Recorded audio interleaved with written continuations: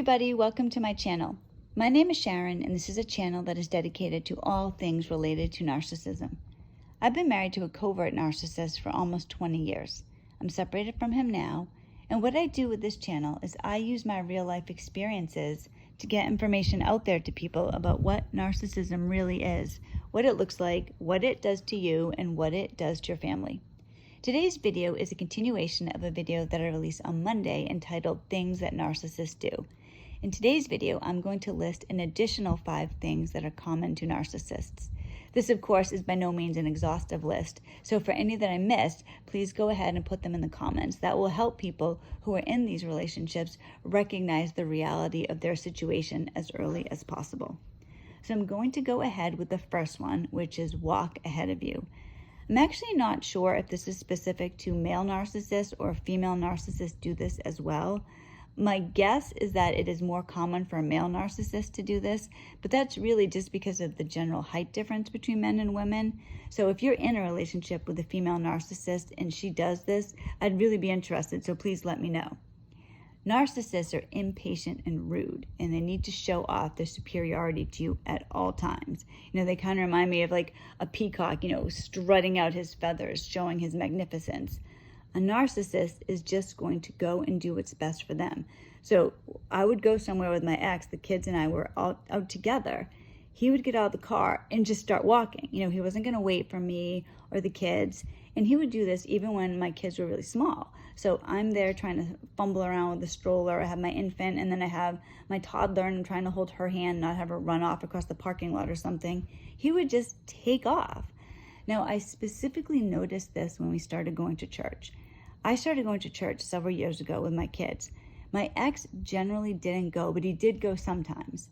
And this is when I really started noticing a difference between my ex and other men. During the relationship, my ex did what a lot of narcissists do. He kept me isolated. He didn't want me around a lot of people. I know now he was doing that deliberately, but I had no idea at the time. He would tell me that people didn't like me or that people were looking at me funny. And we already didn't have a close relationship with our extended families. So I ended up really isolated. The only people I would really see were other moms to do play dates occasionally, but we didn't have like couple friends. So I wasn't around a lot of men. It was really just women. So I didn't even see them around their husbands. So we started going to church and I really started noticing families. So I would notice that other families would walk up to the church together. The husband would open up the door and kind of usher his family in. They'd go in and greet the pastor together. They'd go into the sanctuary together. They'd sit down together. That was not how it was in my situation. In my situation, my ex would drive to church, get out of the car, and walk in. So the kids and I are way behind him. We're greeting the pastor alone. Anybody who saw us would assume that we were separate people. So then we'd go into the sanctuary and I'm looking for him. I'm scanning the room for him. Finally, I see him. We go over and we're really like climbing over him because he always wanted to have this aisle seat because he's a big guy and it was more comfortable for him. He didn't care what was comfortable for me, what was comfortable for the kids. He just let us climb over him. And then he would sit there like he was so fantastic. This was a very common situation. I didn't realize until, like I said, I started noticing other men, how rude it was. And then I started noticing it with his family too. I noticed his father does that as well. So we'd go out with my in-laws and my father-in-law would do exactly the same thing. He would just walk way ahead. It didn't matter what his wife was doing. He could have cared less. This is a common thing with narcissists. So walking ahead of you. Number 2, refuse to answer questions directly. There's even a name for it. It's called word salad. Narcissists like to confuse you. They don't care what you think. They might pretend they didn't hear you. They might change the subject. They might answer a question with a question, or they might answer a completely different question. They are purposely trying to confuse, upset, and ignore you. So there's a word for this. It's called word salad. There are other words that are familiar with narcissistic abuse as well. When you first start realizing that you are with a narcissist, it absolutely blows your mind because there are so many things that have happened in your relationship that you believe are specific to your relationship. Then suddenly you recognize, wait a minute, there's real words for this. So we have word salad, we have trauma bond, we have stonewalling. These are all things that happen commonly in narcissistic relationships. So whereas you believed that you were completely alone with this situation, that it was only your husband, your wife, your girlfriend, whoever it was that acts like this, you suddenly recognize, whoa, actually, this is a common thing. This is a real mental illness. That's what's happening with narcissism. You're with somebody who truly has a mental illness. That's why you'll hear people say, narcissists don't change. They can't change. It's not because people are trying to be downers or trying to have you lose hope in your relationship. The reality is that, like anything else, when somebody has an illness, whether it's a physical or a mental illness, the symptoms are what the illness is. So when you are with a narcissist, the symptoms are going to make it impossible for the relationship to carry on, for it to be a successful relationship. You're with a narcissist, you have one of two choices. You're either going to get out of the relationship, which admittedly is not easy, I get that, or you're going to suffer for the rest of your relationship with this person who really doesn't care about you. Then you're going to end up feeling intense regret when you're older. I can't even imagine how horrible it would be. I guess I can imagine how horrible it would be to be like 75 years old and recognize the reality that you were with a narcissist all this time, and now it is too late. You're not going to find somebody else. You're stuck with this person who never cared about you, who never put your interest first. That really is the reality with narcissism. So that was a huge, long-winded way to say refuse to answer questions directly. Number 3, mood swings. Now, everybody to a degree has some mood swings. You're not always on the exact same emotional level, but narcissist mood swings are off the charts. It's almost like they look like one of those Richter scales, up, down, or an EKG machine. That's how a narcissist's emotions are. Now, I first started noticing this at the very beginning of my relationship. And it's so painful today to look back and see the things I put up with. I didn't even know. I was so blind. I tried to tell myself I didn't even know what narcissism was. Today, people do know a bit about narcissism. 20 years ago, nobody knew what narcissism was. To me, if somebody said the term narcissism, I would have thought it was somebody that was vain about the way that they look. I didn't know that it was a real mental illness.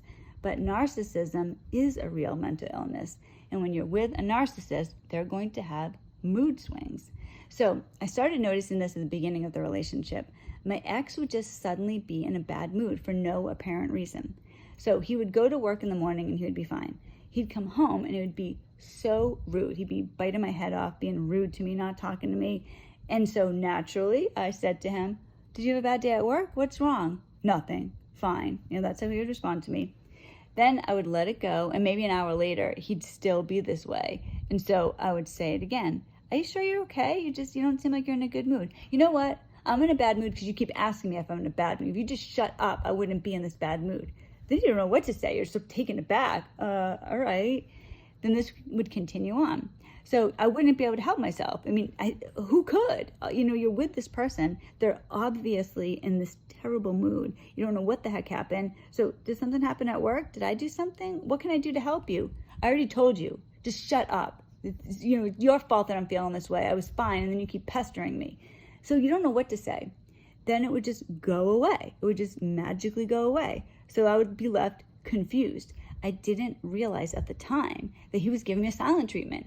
The thing about a silent treatment is that somebody gives you, if you're with a narcissist, they give you a silent treatment when they mess up, when they do something wrong. So it's not a situation where, something happened between, say, you and your spouse, and then they want to cool off for a little bit, and they say to you, "You know what? I just can't deal with this right now. Give me a couple hours. I want to go for a drive. I just want to watch a show and be by myself." That's not silent treatment. And even in that situation, you understand what happened. A silent treatment with a narcissist is one of two things. Either you actually have no clue why this person is being this way. You're confused. You're trying to rack your brain. Or you are legitimately upset about something the narcissist did, and they're not going to deal with it. So instead, they just shut you out. But I can remember when this started happening at the beginning of my relationship, I actually thought to myself, well, yeah, he does get in these bad moods sometimes, but usually he's in a good mood. So maybe 10% of the time he's in one of these moods, but typically he's in a good mood. And then when he would get out of the mood, I would be elated because I would know at that point, oh, good, it's going to be a while before he's in his bad mood again. I just looked at it like something I had to put up with, like this was some, weird thing that happened in my relationship, but it was okay. I recognize now, no, that wasn't okay. He was being rude. He was giving me a silent treatment. He was mentally torturing me. It's abuse. But at the time, I had no clue. So this will happen in narcissistic relationships. There's going to be wild mood swings. It's a huge red flag, especially when you don't know why they're mad. You don't understand what's going on. So mood swings. Number 4, hypochondria. Narcissists love themselves, and they're always afraid that something could go wrong. Now, they don't care if you have any issues. You can die. That's okay, unless you're going to leave them with kids or something. But it's all right if you die, not the narcissist. I can remember when I was pregnant with my daughter, at one point, I know somebody who died in childbirth. So when I was pregnant, I was concerned about this. I wasn't overly paranoid, but I knew it could be a reality. So at one point I said to my ex, I said, listen, if something happens and you have to make a choice between me and our daughter, choose her. Like, I'll die happily, really. Please choose her. And he said to me, I could never do that. We could have another baby, but I couldn't have another you.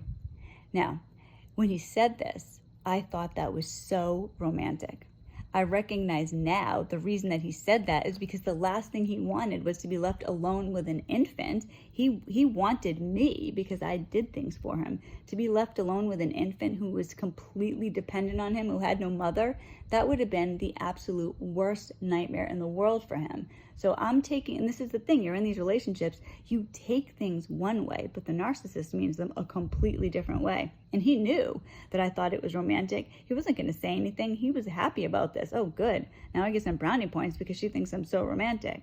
So when it comes to the narcissist, your demise is okay unless it affects them, but not them, certainly. My ex was always afraid that he was dying. I cannot tell you how many times he told me he was going to have a heart attack, that, he has like some little skin thing. Oh no, it's skin cancer. They're always so preoccupied with themselves. Nobody else matters, but any little thing, like he would always go to the doctor. He was always making doctor's appointments. And I can remember a few years ago, he was so bad. This is when the last few years of the marriage were an absolute nightmare, mainly because I wasn't giving him narcissistic supply and he started melting down. At one point, he actually said to me that he's probably going to die this week, and that he made a list and he has all this stuff on the computer, people for me to call, things to do for when he dies. But I can tell you, he's still alive right now as I'm making this video. Narcissists are always worried that something's going to happen to them, but they just keep on going. I mean, I feel like in some ways narcissists live longer lives because they don't have the stress level that their victims have. They just go through life expecting and demanding special treatment. And a lot of times they get it because the people that are in relationships with them are codependent and have no idea that they're being abused. So hypochondria is number 4. Number 5, narcissists don't check on you or care about you when you're sick. When a narcissist is sick, you better be there. But if you are sick, you're alone. Several years ago, our last Christmas together, actually, we had food. My ex and I both got food poisoning. So I was sick before him. I was sick for a few hours before him. And at one point, I was so sick. I've actually never been as sick in my life as when this happened. I was laying on my bathroom floor. I felt so good to have the cold tile. It felt so good. I was just laying there, dying of pain. And my ex comes in the bathroom and he just stands over me. And literally he said to me, "You look so pathetic laying there right now." And I was so ticked off at the time when he said that because I was feeling absolutely horrible. And I knew if he knew how bad I felt that he would probably be doing the same thing. Several hours later, I was much, much better. And I got up in the middle of the night to go to the bathroom. I walk in the bathroom, he was laying on the floor doing exactly the same thing. Of course, at that point, he wasn't pathetic, only I was. And on top of that, he had to tell me that it was much, much worse for him, that I was so lucky because I got sick first. So I wasn't, I didn't have it in my system for as long because he had the food in his system for longer than me, that he was just so much worse and that, it's just worse for him. For me, it didn't matter. So he was in bed for a week with this. I was sick for a couple of hours. He milked this for a week. He wanted everybody to take care of him. I mean, this is narcissism. Also reminds me when I was pregnant with both my kids, I passed out both times. It's like that stereotypical thing you see in movies, you know, if someone recognizes they're pregnant because they pass out. That really happened to me. So at one point, and he got mad at me when I passed out one time, he was at a hospital. I was at the hospital with him. It was at a doctor's office, but he was getting these back shots. He has this bad back, and so they were injecting him with something. I can't remember what it was, but he was getting these back shots. So he would get these shots, and then he would have to like lay down in recovery for like a half hour. So I was there with him, and so I was pregnant, and it was making me woozy watching him get an IV. So I'm watching him get this IV, and I started feeling sick. So I said to him at one point, I'm like, I have to go. I need to go. And I'm thinking to myself, I just need to make it to the cafeteria and get some orange juice or candy or something, because I know I'll feel better if I do that. So I didn't ask anybody for help. I just left, and I start walking down to the elevator. So I get to the elevator. I'm in the elevator, and I started to feel really bad, and my vision started to become affected. So get down to the bottom floor, and the elevator opens, and I start walking. And as soon as I walked off the elevator, I couldn't see anymore. I was completely blind. So I walked straight into a wall and fell down. So there were people there. They helped me. They carried me to the ER because I was at a hospital. So I got treated at the ER. I was like better. I was okay. And my husband didn't know where I was. So finally, I was like, oh my gosh, like after I felt better, I was like, I have to go find my husband. So I was all right. I went and I got my husband, and he was waiting for me. He was mad because he was waiting for me. Where were you? What were you doing? How come you were late? I'm sick. I need you. And so I told him what happened. He was mad. What? You passed out? Well, how could that happen? What about me? I mean, this is his thought process. What about me? He didn't care that his pregnant wife had passed out, was down on the floor, had to be carried to the emergency room. He didn't care. That didn't matter to him. It was all about him. Now, that should have been a huge clue to me, and I was annoyed at the time. I did think to myself, what the heck? You don't care about me? I'm the one who passed out. But that's narcissism for you. So this is an additional 5 things. And like I said at the beginning, it's not an exhaustive list. So please put any in the comments that I missed. I'm so grateful for everybody who watches my channel. Really is gratifying to me. My hope is to help as many people as possible who are suffering from narcissistic abuse. So please leave a comment. Please subscribe to the channel if you haven't already. I make videos every Monday, Wednesday, and Friday. So if all goes well, I'll see you in Friday's video, and God bless you all.